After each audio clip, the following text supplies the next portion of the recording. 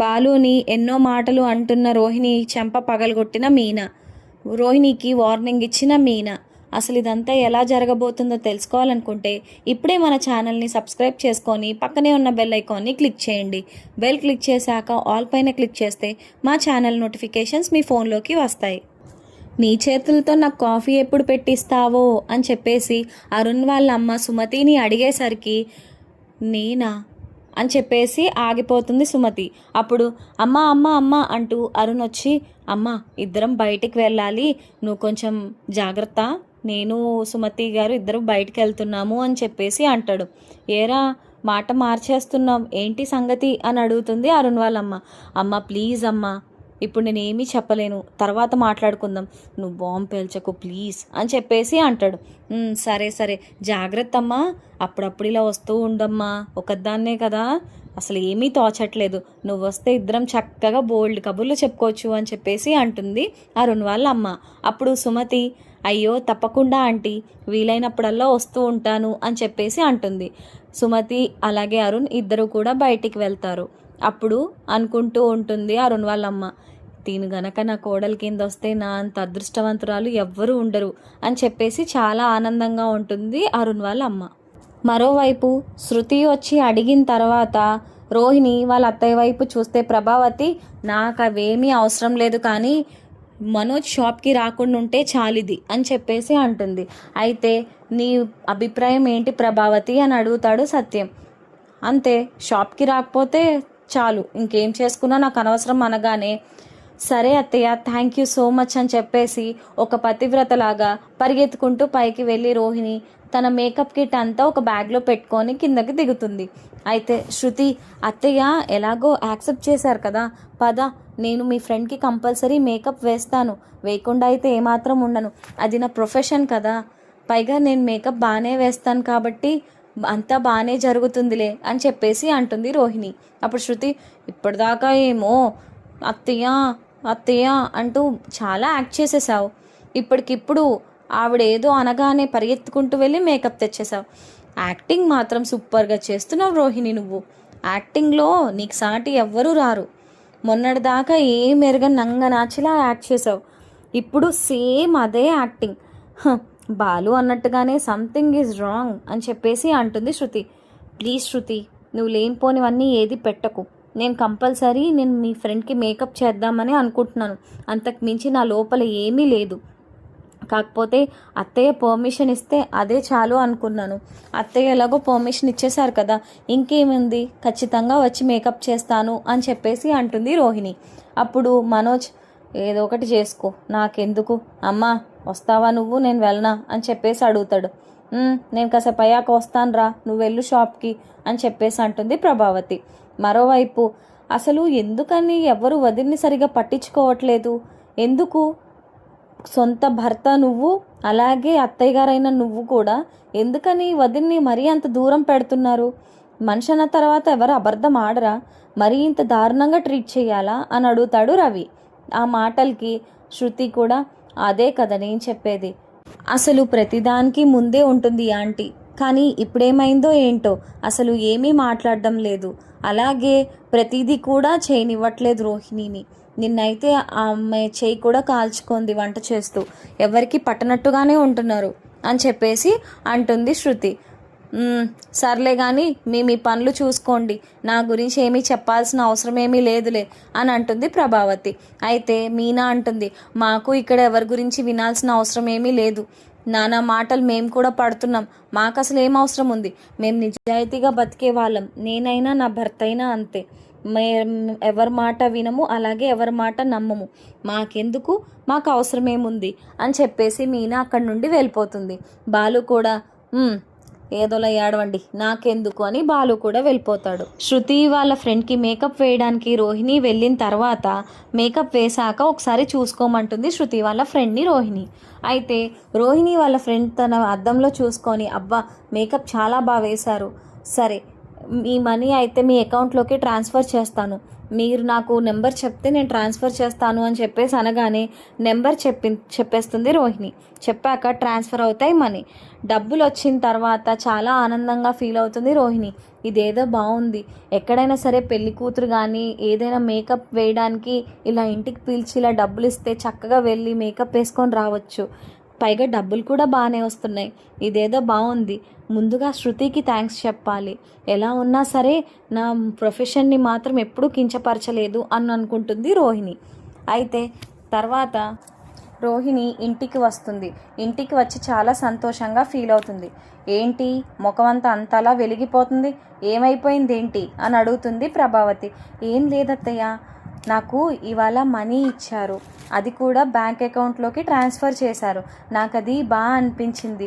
ఇంకా ఇలానే ఎవరికైనా మేకప్ ఉంటే వాళ్ళకి ఎవరైనా సరే సజెస్ట్ చేస్తే నేను వెళ్తాను, వెళ్ళి మేకప్ వేస్తే నిజంగా డబ్బులు చాలా చక్కగా వస్తున్నాయి అత్తయ్య అని చెప్పేసి అంటది రోహిణి. అయితే సరే, అయితే నేను ఒక మాట అడుగుతాను, చేస్తావా అని అడుగుతుంది ప్రభావతి. తప్పకుండా అత్తయ్య, చెప్పండి అని చెప్పేసి అంటుంది రోహిణి. నీ ఏటీఎం కార్డ్ నా చేతికి ఇవ్వు అని అనగానే రోహిణి షాక్ అవుతుంది. కానీ తనకి ఏం మాట్లాడాలో అర్థం కాక ఎలాగైనా ఈవిడ మెప్పు పొందాలి అని చెప్పేసి, ఈవిడ మెప్పు పొందితే ఆటోమేటిక్గా మనోజ్ నా కంట్రోల్లోకి వస్తాడు కాబట్టి ఇచ్చేద్దామని రోహిణి ఏటీఎం కార్డు ప్రభావతికి ఇచ్చేస్తుంది. అయితే ఇదంతా బాలు చూస్తాడు. అమ్మ కార్డువతి, నీకు ఇన్ని తెలివితేటలా, అసలు పాపం తను కష్టపడుతుంటే నీకు డబ్బెలా ఇస్తుంది, ఇదంతా చాలా తప్పు కదా, నీ పని చెప్తాను, నీ పని చెప్పే తీరుతాను అని చెప్పేసి అమ్మ ప్రభావతి అంటూ వస్తాడు బాలు. కార్డ్ వెంటనే దాచేస్తుంది ప్రభావతి. దాచేసి ఏంట్రా ఎప్పుడు లేని నన్ను పిలుస్తున్నావు, నీ పెళ్ళం గుర్తురాలేదా నీకు అని అడిగితే మీనా పాపం పూలు ఇవ్వడంలో బిజీగా ఉంది, ఇంకొక 10 నిమిషాల్లో వస్తుంది, ఇంట్లో ఉండేది నువ్వే కదా, మిగతా వాళ్ళందరూ కూడా పని చేసుకుంటూ ఉంటారు, నువ్వు ఒకదానివే ఉంటావు కాబట్టి నిన్ను పిలిచాను అని అంటాడు బాలు. చాలించావులే, నీ పన్ను చూసుకో అని చెప్పేసి అక్కడి నుండి వెళ్ళిపోతుంది ప్రభావతి. కాసేపు అయ్యాక అందరూ కూడా ఇంటికి చేరుకుంటారు. చేరుకున్నాక బాలు అందరినీ పిలుస్తాడు. అందరినీ పిలిచేసరికి ఏంటి అని అందరూ వస్తారు. అప్పుడు సత్యం ఏంట్రా బాలు ఏమైందిరా అంటే, అక్కడ ఒక గ్లాస్ జార్ పెట్టి అందరూ మీ ఏటీఎం కార్డులు ఇందులో వెయ్యండి అంటాడు. ఏంటి బాలు ఏం చెప్తున్నావు అని అడుగుతుంది శృతి. ఏటీఎం కార్డులు చెప్పాను కదా, ఏటీఎం కార్డులు కావాలి డబ్బులమ్మా, శుభ్రంగా అందరూ కూడా మీ ఏటీఎం కార్డులు ఇందులో వెయ్యండి అనగానే రవి శృతి ఎవరి దగ్గర ఏటీఎం కార్డు ఉంటే వాళ్ళు అందులో వేసేస్తారు. అప్పుడు సత్యం అడుగుతాడు, ఏం జరుగుతుందిరా ఇక్కడ అని చెప్పేసి అడుగుతాడు. ఏం జరగడం ఏంటి నాన్న, వింటే నీకే మతిపోతుంది అని చెప్పేసి అంటాడు బాలు. అదే ఏమైంది అంటే, ఈ పార్లర్ అమ్మ కార్డు మేకప్ వేసి పాపం తను డబ్బులు అందులో వేస్తే ఆ ఏటీఎం కార్డు ఈ కార్డు వతి తీసేసుకుంది అని చెప్పేసి చెప్తాడు బాలు. ఏంటి అని చెప్పేసి అందరూ కూడా షాక్ అవుతారు. కార్డు తీసుకోవడం ఏంటి, నువ్వెందుకు ఇలాంటి పిచ్చి పనులు చేస్తున్నావు ప్రభావతి అని చెప్పేసి అడుగుతాడు సత్యం.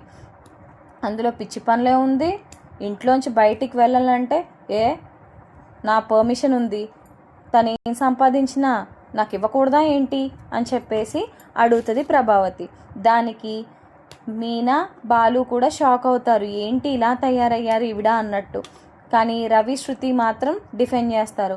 అసలు ఎందుకు ఇలాంటి పనులు చేస్తున్నావు అమ్మా, తప్పు కదా, వదిన కష్టాజీతం నువ్వెలా అడుగుతావు, అసలు చాలా తప్పు, వాళ్ళ సేవింగ్స్ వాళ్ళు చేసుకుంటారు, నువ్వెలా అడుగుతావమ్మా కార్డు అని చెప్పేసి అడుగుతాడు రవి. శృతి కూడా అదేంటంటీ పాపం ఏం తప్పు చేసిందని అంత దారుణంగా హింసిస్తున్నారు దాన్ని, తను ఎంత బాధపడిందో తెలుసా, ఈవెన్ మా ఫ్రెండ్ కూడా చాలా హ్యాపీగా ఫీల్ అయింది మేకప్ వేసిన తర్వాత, అందుకే తను బాగా ఇచ్చింది డబ్బులు, దానికి మీరు ఏకంగా ఏటీఎం కార్డే తీసుకోవడం ఏమాత్రం బాలేదు అంటుంది శృతి. ఏంటి ఇప్పుడు నేను చేసిన తప్పంటారా మీరంతా, అయినా నేను చేసింది ఏదైనా సరే మీకు పెద్ద తప్పు కిందే కనబడుతుంది అని చెప్పేసి అంటుంది ప్రభావతి. అప్పుడు మీనా కూడా, అయినా రోహిణి పార్లర్కి వెళ్ళి తెచ్చిన డబ్బు మీరెలా తీసుకుంటారు, ఇస్తే తన భర్తకి ఇవ్వాలి అంతే తప్ప, లేదా తను ఉంచుకోవాలి, మీకెలా ఇస్తారు, అయినా మీరెలా తీసుకుంటారు, అది చాలా తప్పు కదా అత్తయ్య అని చెప్పేసి అంటే మీనా ప్రతి ఒక్కరు నాకు సలహాలు ఇచ్చేవాళ్ళే, నువ్వు నీ పని చూసుకో చాలు అని చెప్పేసి అంటుంది ప్రభావతి. అయినా ఇదేంటే నాకు అర్థం కావట్లేదు ప్రభావతి, ఇలా తయారవేంటి నువ్వు, అసలు ఏం మనిషివి నువ్వు అంటూ సత్యం కూడా ప్రభావతిని తిడతారు. నేనేదో పెద్ద తప్పు చేసేసినట్టు ఎందుకండి అలా మాట్లాడతారు? నేను తీసుకున్న దానికి ఒక అంతరార్థం ఉంది. ఇది సంపాదించిన డబ్బంతా దేనికో దానికి తగలేస్తూ ఉంటుంది, తెలుసు కదా, ఎన్నెన్ని నాశనం చేసుకుందో. ఇప్పుడు వచ్చే డబ్బులు కూడా అలాగే నాశనం చేస్తుందని నేను నా కార్డు ఉంచుకున్నాను. తప్పేంటి? నేనేమైనా వాడేస్తానా చేస్తానా? నా దగ్గర ఉంచాను అంతే. ఎక్కడది వాడేస్తుందో అని చెప్పేసి అని అంటుంది ప్రభావతి. అప్పుడు మనోజ్, తను సంపాదించిన డబ్బు నేనే అడగను, అలాంటిది మీరంతా ఎందుకు అమ్మనలా అంటున్నారు? అమ్మ చేసిన తప్పేముంది? ఎన్నో చేసింది ఈవిడ గారు. అమ్మ చేసిన తప్పే కాదు, ఏదో డబ్బులు వస్తున్నాయి కదా అని చెప్పేసి జులైగా తిరిగితే సరిపోతుందా? ఎక్కడ పడితే అక్కడ డబ్బులు పడేస్తే సరిపోతుందా? అమ్మ కరెక్ట్గానే చేసింది. మీరందరూ అమ్మనండం ఏమాత్రం బాలేదు. అసలు మీకు ఇదంతా సంబంధం లేని విషయం అని అంటాడు మనోజ్. అసలు నువ్వు మనిషివేనేంట్రా? సిగ్గుందా నీకు? అసలు ఆ మొగుడువేనా నువ్వు? తన భర్తగా తన్ని సపోర్ట్ చేయడం మానేసి మీ అమ్మని సపోర్ట్ చేస్తున్నావా నువ్వు? తను ఇష్టంగా అత్తయ్య ఇదిగో తీసుకోండి అంటే తప్పేమీ లేదు, నేనైనా తీసుకుంటాను, ఎవరైనా తీసుకుంటారు. తను ఇష్టపూర్వకంగా ఇస్తే తీసుకోవాలి కానీ డిమాండ్ చేసి తీసుకోవడం ఏంట్రా? బుర్ర ఏమైనా ఉందా మీకు? తల్లి కొడుకులకి ఇద్దరికి బుర్ర పనిచేయట్లేదు అంటాడు సత్యం. అప్పుడు బాలు, కరెక్ట్ నాన్న, మీరు ఏం చెప్పారో అదంతా కరెక్ట్. తను చేసిందేదో చేసింది, మళ్ళీ ఇప్పుడు కాళ్ళ మీద నిలబడదాం అనుకుంటుంది. అలా తప్పులు ఎందుకు చేస్తారు? ఒకసారి అయిపోతే మళ్ళీ మళ్ళీ చేస్తారా? తెలుసు కదా, ఏం పర్వాలేదు. అయినా తప్పు అమ్మదే. ఎందుకు కాడ్డవతి నీకు అంత డబ్బు పిచ్చి? పాపం తనేదో తను సంపాదించుకుంటుంది కదా, ఎందుకని ఇలా పిచ్చి పిచ్చి మాటలు మాట్లాడి తను ఇంకా బాధ పెడతావు? అలా కార్డు ఎవరైనా తీసుకుంటారా? నీ దగ్గర నుంచి ఏమైనా తీసుకుంటే నువ్వు విలవిల్లాడిపోవా? అలాగే తను కూడా అని చెప్పేసి బాలు కూడా అంటాడు రోహిణి గురించి. అయితే ఇప్పుడు బాలు అంటాడు, ఇప్పుడు నువ్వు చేయాల్సింది ఏంటంటే కార్డువతి, ఆ కార్డు తీసుకెళ్ళి ఆ రోహిణికి ఇచ్చేసేయి అని చెప్పేసి అంటాడు. అప్పుడు రోహిణి చాలా తెలివిగా, నా కాపురంలో చిచ్చు పెట్టి ఆ మంటల్లో చలి కాల్చుకుంటున్నావు బాలు నువ్వు అంటుంది రోహిణి. ఇంట్లో ఏం జరుగుతున్నా ప్రతిదీ నీ వల్లే, ఆ గొడవలన్నీ కూడా నీ వల్లే. అసలు నువ్వు చేసేదేమీ బాగోట్లేదు. చేయాల్సిందంతా చేసేసి ఇప్పుడు ఏదో పెద్ద నాకు సపోర్ట్ వస్తున్నట్టు యాక్టింగ్ చేస్తున్నావా అని అడుగుతుంది బాలుని. ఆ మాటలకి మీనాకి కోపం వస్తుంది కానీ ఏమీ అనదు. అప్పుడు రోహిణి, నీ వల్లే నా కాపురం అంతా సర్వనాశనం అయిపోయింది, నీ వల్లే ఇప్పుడు జరిగేవన్నీ కూడా అని చెప్పేసి అంటే, అప్పుడు బాలు, ఆహా అవునా, అయితే మీ అమూల్యమైన అభిప్రాయం ఏంటో సెలవిస్తారా అని అడుగుతాడు బాలు. నా అమూల్యమైన అభిప్రాయం కాదు, ఆవిడ నాకు అత్తయ్య, అంటే తల్లితో సమానం. ఆవిడకిస్తే తప్పేంటి? అయినా నేనేం తప్పుగా ఏమి ఇవ్వలేదే, ఆవిడ నా దగ్గర నుంచి ఏ తప్పుగా తీసుకోలేదు. నేను కావాలని ఇచ్చాను, ఆవిడ తీసుకున్నారు. దానికి ఎందుకు ఇంత రాద్ధాంతం చేస్తున్నావు? ప్రతి దానికి నీ ఇన్వాల్వ్మెంట్ ఏంటో నాకు అర్థం కావట్లేదు. అసలు బుద్ధుందా నీకు? ఎందుకు ఇలా జులైగా తిరుగుతూ ఏడుస్తూ ఉంటావు? ఎప్పుడు నా కాపురానికి పడి నా మనోజ్కి పడి ఏడుస్తూ ఉంటావా? పైగా అత్తయ్య మీద ఎప్పుడు చూడు నిప్పులు చెరుగుతూనే ఉంటావు. ఆవిడ ఏం తప్పు చేశారని ఇంత దారుణంగా కొడిగడుతున్నావు నువ్వు? నా ఏటీఎం కార్డ్ నీది కాదు కదా, ఎందుకని అంత వాగుతూనే ఉంటావు? అవసరమేముంది నువ్వు నా జీవితంలోకి ఇన్వాల్వ్ అవ్వడానికి అని చెప్పేసి ఇంకా మాటల మీద మాట రోహిణి ఇంకా తిడుతూ ఉంటుంది బాలుని. ఆ మాటలకి మీనాకి ఒళ్ళు మండిపోతుంది. నోరు ముయ్యి రోహిణి అనగానే అందరూ కూడా షాక్ అవుతారు. ఏ మీనా ఆపు అంటాడు బాలు. ఏంటండి ఆపు? బుద్ధి లేదా దీనికి? అసలు తను తప్పు చేసి మిమ్మల్ని అంటుందేంటి? చేసిన తప్పులు ఏమైనా మామూలువా? బయటికి వచ్చాయి కాబట్టి సరిపోయింది, రాకపోయి ఉంటే ఇప్పటికీ ఈవిడ మహారాణిలాగా నాటకాలు ఆడేదా? షాప్కి వెళ్ళేది చక్కగా, ఇంట్లో ఒక పని కూడా చేయదు. పెట్టకపోతేనేమో మొగుడు పిల్లలు ఇద్దరికి రోషం పౌరుషం. ఎక్కడ ఎలా మాట్లాడాలో కూడా తెలియదు ఈ మనుషులకి. బుద్ధి జ్ఞానం లేకుండా మళ్ళీ మిమ్మల్ని తిడుతున్నారా? అసలు మిమ్మల్ని తిట్టే అధికారం అసలు ఉందా? మీరేనా పట్టించారు? అందులో తప్పేముంది? ఇదే నాటకాన్ని ఇంకా కొనసాగించేది. ప్రతి దానికి కూడా నా మొగుడినే అంటారేంటి? ఆయన ఎంత మంచివారు! ఆ మంచితనం మీకేనాడు అర్థం కాదు. మావయ్యకి, రవికి, శృతికి తప్ప ఎవ్వరికీ అర్థం కాదు. అసలు మీకు బుర్రలేమీ పనిచేయట్లేదు. మనుషులు కాదు మీరు, చిచ్చి. అయినా ఈ రోహిణిని ఎలా పడితే అలా కొట్టింది అత్తయ్య. అయినా సరే ఈయనే కదా జాగ్రత్తగా అమ్మా ఎందుకు చక్కగా తన్ని ఇంటికి తీసుకొద్దామని మాట్లాడారు. ప్రతి దాంట్లో కూడా ఈవిడకి హెల్ప్ చేస్తూనే ఉన్నారు. ఇప్పుడు కూడా ఆ కార్డు ఇమ్మని చెప్పేసి అంటున్నారు తప్ప దాచుకోమని అంటున్నారా? ఎవరి జీతం వాళ్ళది, ఎవరి కష్టార్జితం, ఎవరి పని వాళ్ళది. అలాంటిది ఒకరి బాధ్యత అలాగే ఒకరి కష్టాన్ని ఇంకొకరు ఎలా తీసుకుంటారు? అది సొంత భర్త అయినా సరే తీసుకోలేడు. అలాంటిది నువ్వు ఇలాంటి పిచ్చి మాటలు మాట్లాడతావేంటి నా మొగుడికి పడి అని చెప్పేసి అంటుంది మీనా. అయితే శృతి, కరెక్ట్గా చెప్పావు మీనా, ఇందాక నుంచి నేను కూడా అదే అబ్జర్వ్ చేస్తున్నాను. బాలు ఏం తప్పు చేశాడు ఇందులో? మీ ఇద్దరూ పడ్డారు, దానికి బాలుతో పనేముంది? అసలు బాలుని ఎందుకు అంటున్నావు నువ్వు రోహిణి? నీకు చెప్పాను నేను, తను ఏమో నీకు ఇచ్చింది డబ్బులు, అలాంటప్పుడు నువ్వు జాగ్రత్తగా పెట్టుకోవడం మానేసి ఆంటీ దగ్గర ఎందుకని అంతలా నటించేస్తున్నావు నువ్వు? నీ నటన నాకు అర్థమైందిలే. ఇప్పుడు ఈవిడ్ని బాగా పటాయిస్తేనే కదా తర్వాత మీ ఆయన నీ వల్ల పడతాడు, అదేనా నీ ప్లాన్ అనగానే రోహిణి షాక్ అవుతుంది. అంతే కదా, ఇంకేముంటుంది అని అంటాడు రవి.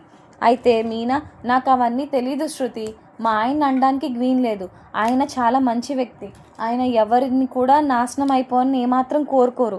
పైగా తన కష్టార్జితానే కదా అడుగుతున్నారు, తన కష్టార్జితం తనకిమ్మనే కదా చెప్తున్నారు. దానికి కూడా మా ఆయన్నే అండం ఏమీ బాలేదు. ఏంటి, నీ కాపురంలో నిప్పులు పెట్టేసి దాంతో చలిమంటలు కాచుకుంటున్నారా? అసలు బుద్ధుందా నీకు ఆ మాట అనడానికి? మీ కాపురం కూల్చుకుంది నువ్వు, తప్పులు చేసింది నువ్వు, ఎవడో లేని వ్యక్తిని తీసుకొచ్చింది నువ్వు, కొత్త కొత్త పాత్రలు సృష్టించింది నువ్వే. అన్నీ నువ్వు చేసేసి నా మొగుడి మీద పడతావేంటి? ఇంకొకసారి మా ఆయన ఏమని అన్నావంటే అస్సలు ఊరుకోను అని చెప్పేసి అంటుంది మీనా. అయితే రోహిణి, మీ ఆయన్ని కాకపోతే ఇంకెవరిని అంటారు?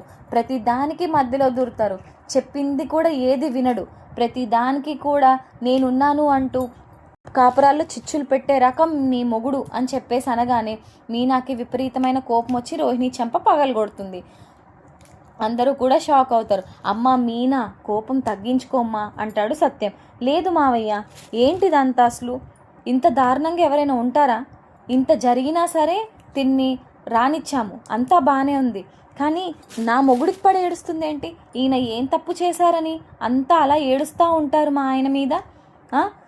ఏమైనా బాగుందా ఇది? మీ అత్త కోడళ్ళు గొడవ మీరేదో పడి ఏడవండి, అంతే తప్ప మా మీద పడి ఏడవకండి అని చెప్పేసి అంటుంది మీనా. దానికి రోహిణి, నా చంపే పగలు కొడతావు, ఎంత ధైర్యం నీకు అని చెప్పేసి అంటుంది మీనా. నాకంటూ ఒక ఇల్లు, అమ్మ, తమ్ముడు, అలాగే చెల్లి, ఇంతమంది ఉన్నారు. నీకంటూ ఎవరున్నారు? అసలు చెప్పుకోవడానికి నీకంటూ ఏముందని? ఎవరు నువ్వు నన్ను కొట్టడం ఏంటి అని అడుగుతున్నావు? మొన్నటిదాకే నీ బలుపంతా, ఇప్పుడు ఏమీ లేదు, కాబట్టి నోరు మూసుకొని ఉండు. నా మొగుడినంటే ఒక చెంపే కాదు, మొత్తం నిన్ను తునకలుగా వాయించేస్తాను అని చెప్పేసి గట్టిగా కౌంటర్ ఇస్తుంది మీనా. ఆ మాటలకి ఇంకా రోహిణి ఏమీ మాట్లాడదు. మరోవైపు ప్రభావతి, ఇంకా ఆపండే మీ గోల, నాకెందుకు దీని డబ్బు దీని గోల, అసలు నీ కార్డు కూడా నాకు అనవసరం, కాకపోతే నువ్వు ఎక్కడ ఖర్చు పెడతావా అని చెప్పేసి నేను అలా చేశాను, నాకెందుకు అమ్మాయి తలకాయ నొప్పి అంతా? అయినా నాకు బుద్ధి లేదు, ముందు నీలాంటి దాన్ని మళ్ళీ ఇంటికి తీసుకురమ్మన్నారు కదా అత్తయ్య, అందుకే అసలు నిన్ను ఇంటికే రానివ్వద్దు అనుకున్నాను. అయినా వాడేం మాట్లాడాడని అంత రెచ్చిపోతున్నావు నువ్వు? తప్పులేదు, మాట్లాడొచ్చు, కానీ నువ్వు నోరు మూసుకుని ఉండడమే బాగుంటుంది. అయినా తప్పేంటి అసలు? నువ్వు ఎందుకు ఇలాంటి పిచ్చి పనులు చేస్తావు? నాకైతే ఏమార్థం అర్థం కాదు అని చెప్పేసి అంటుంది ప్రభావతి. అయినా నేను తీసుకోలేదు, నాకు డబ్బు లేక కాదు, నా మొగుడు సంపాదించింది నాకు సరిపోతుంది. కాకపోతే నేను చెప్పేది ఏంటంటే, అది ఎక్కడ డబ్బులు నాశనం చేసేస్తుందా, నా దగ్గర ఉంచుకుందామా అని చెప్పేసి నేను ఉంచాను అంతే. నాకు అనవసరం దాని కార్డు, నాకేం అవసరమే లేదు అని చెప్పేసి ఆ కార్డు కూడా అందులో వేసేస్తుంది ప్రభావతి. అయితే అందరూ కూడా చాలా కోపంగా ఉంటారు. బాలు మాత్రం రోహిణి అన్న మాటలకి చాలా బాధపడతాడు. నేనేం చేశాను, వాళ్ళ కాపురం కూల్చింది నేనా మీనా అని బాధపడుతూ ఉంటాడు బాలు. దానికి మీనా, మీరేం చేస్తారండి, అంతా ఆవిడ గారు కల్పించుకుంది, ఇంకొకసారి ఈవిడ కానీ ఏమైనా మాట్లాడాలి మీ గురించి అప్పుడు చెప్తాను పని, ఛీ ఇంత దారుణమైన వ్యక్తులు కూడా ఉంటారా అని చెప్పేసి బాధపడుతుంది మీనా. అయితే బాలు, నువ్వేమి బాధపడకు మీనా, నీలాంటి వ్యక్తులు చాలా అరుదుగా ఉంటారు, అయినా సరే నీలాంటి వ్యక్తి దొరకడం నా అదృష్టం అనుకుంటూ ఆనందంగా ఉంటాడు. అయితే రవి శృతి ఏమో నీకు చెప్పాను చూడు, నాకి బుద్ధి లేదు అసలు, నీకు డబ్బులు వచ్చినాయి అన్న పొగరు బాగుంది, అలాగే ఆంటీ మెప్పు పొందాలని కూడా ఉంది, ఆంటీ మెప్పు పొందితే మనోజ్ నీ కొంగు పట్టుకొని తిరుగుతాడు అనుకోవడం నీ పిచ్చితనం అని చెప్పేసి అక్కడి నుండి వెళ్ళిపోతుంది శృతి. అయితే మీనా బాలు కూడా ఇలాంటి వాళ్ళతో మాట్లాడడం కూడా అనవసరం అని చెప్పేసి అక్కడి నుండి వెళ్ళిపోతారు. ప్రభావతి ఏమో ఇంట్లో ఏంటో ఈ తలకాయ నొప్పి అంతా ఈ పనికి మాలిన దానివల్లే వచ్చింది అని రోహిణిని తిట్టుకుంటుంది. మనోజ్ ఏమో నాకెందుకురా బాబు ఈ తలకాయ నొప్పి అంతా అని తన రూమ్కి తను వెళ్ళిపోతాడు. రోహిణి మాత్రం ఆలోచిస్తుంది, వీళ్ళందరికీ నేను ఎందుకు ఏం చేశానో కూడా తెలిసిపోతుంది, అత్తయ్య వల్లే నేను ఇలా చేశానని చెప్పేసి అనుకుంటున్నారు, అలా ఎలా తెలిసిపోతున్నాయి నిజాలు, ఏం చేయాలి ఇప్పుడు నేను అని ఆలోచిస్తూ ఉంటుంది. మరి రోహిణి ముందు ముందు ఏం చేయబోతుంది, అలాగే ప్రభావతి రోహిణితో బాగానే ఉంటుందా, మళ్ళీ మంచిగా ఉండదా, అసలు ఏం చేయబోతుంది ముందుగానే తెలుసుకోవాలనుకుంటే మన ఛానల్ని సబ్స్క్రైబ్ చేసుకొని పక్కనే ఉన్న బెల్ ఐకాన్ని క్లిక్ చేయండి. బెల్ క్లిక్ చేశాక ఆల్ పైన క్లిక్ చేస్తే మా ఛానల్ నోటిఫికేషన్స్ మీ ఫోన్లోకి వస్తాయి. Thank you so much for watching.